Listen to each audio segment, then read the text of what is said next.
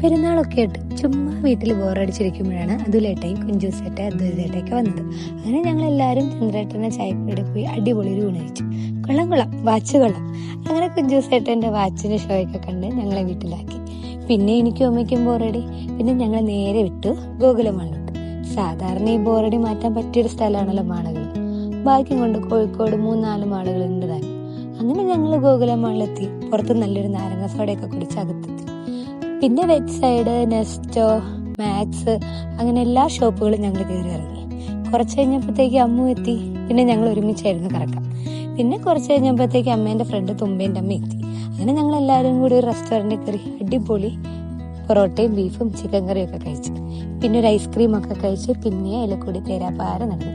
കുറേ നേരം ഫോട്ടോ എടുത്തും വീഡിയോ ഒക്കെ എടുത്ത് ഗോകുലമാളിന്റെ മൊത്തം അങ്ങ് കറങ്ങി എന്ന് തന്നെ പറയാം. ഏകദേശം ഒരു 4-5 മണിക്കൂർ ഞങ്ങൾ അതിൻ്റെ ഉള്ളിൽ തന്നെ ഉണ്ടായിരുന്നു. പിന്നെ ഏകദേശം ഒരു 8:30 ആയപ്പോഴത്തേക്ക് ഞങ്ങൾ പുറത്തെത്തി. എല്ലാവരും തന്നെ വീട്ടിലോട്ട് പോയി.